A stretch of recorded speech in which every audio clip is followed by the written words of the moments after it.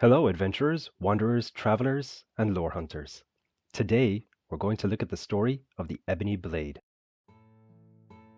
And we're going to start with the admonition against ebony. It goes as follows. To anyone reading this, beware this blade. It is hoped that the only people having access to this room should be the Jarl of Whiterun and his trusted wizard. If anyone else is reading this, please understand the magnitude of your folly. Turn around and never even speak of this room or this blade to anyone. It has corrupted and perverted the desires of great men and women, yet its power is without equal, to kill while your victim smiles at you. Only a Daedra most foul could have concocted such a malevolent and twisted weapon, but it appears that all who wield it end up with the crazed eyes of those wild men who roam the hills chattering with rabbits. It is not to be trifled with. Not even the hottest fires of the Skyforge could melt it. Indeed, the coals themselves seemed to cool when it was placed within. We cannot destroy it, and we would not have it fall into the hands of our enemies. And so we keep it, hidden, dark and deep within Dragon's Reach, never to be used. Woe be to any who choose to take it.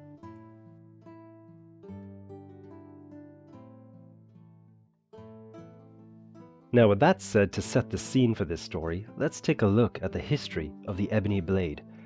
Sometime before the Khajiit people recognized a Maine, and before the city of Rimka would become known as Rimmon, the thief god Rajan's apotheosis began when he stole the Ebony Blade and the Ring of Khajiit from Mephala while the prince was sleeping, though both artifacts would be returned eventually.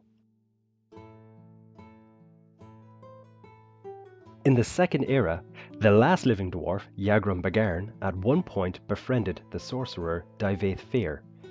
At Fear's behest, Yagrum Bagarn wrote the book Tamrielic Lore from the notes that he had gathered over the centuries, listing the Ebony Blade among various items of unimaginable significance. By the interregnum, copies of this book circulated throughout Tamriel, bringing to light some general information on the artifact to its readers. Sometime in the Second Era, an Altmer named Nerieneth uncovered the Ebony Blade while scouring Tamriel for artifacts to study.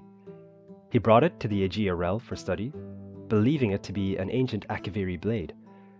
Mephala's whisperings through the blade slowly began to corrupt Nerieneth's mind, until he eventually snapped and ensnared the souls of his students and fellow researchers.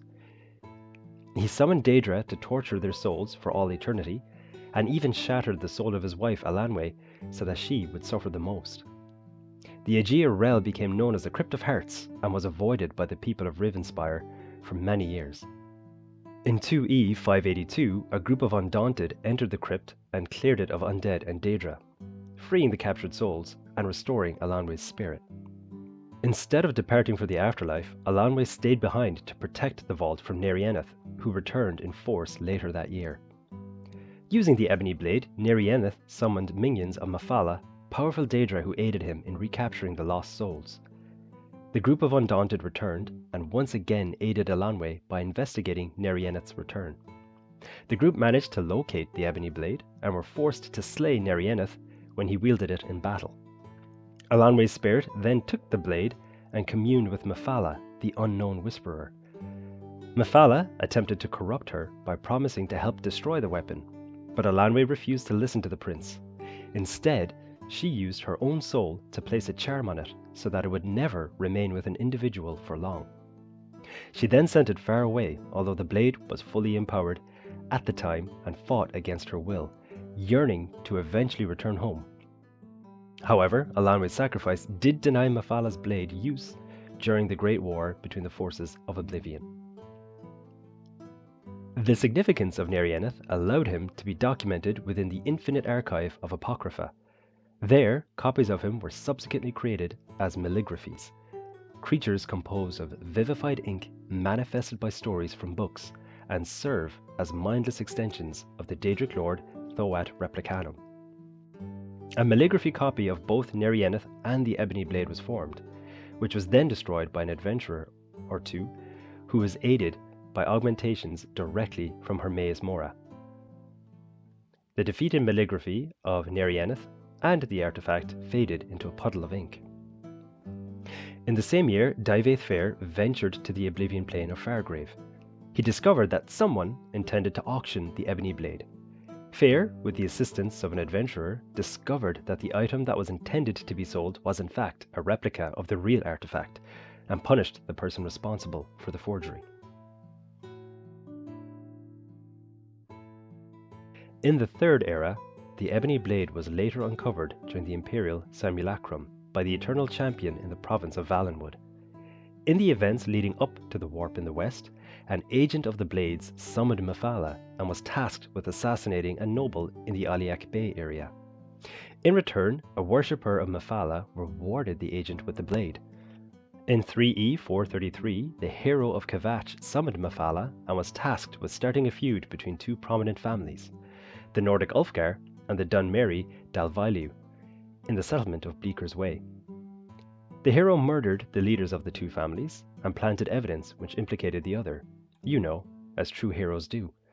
The settlement descended into chaos, and the two families fought until only one remained. Mephala then rewarded the hero with the blade.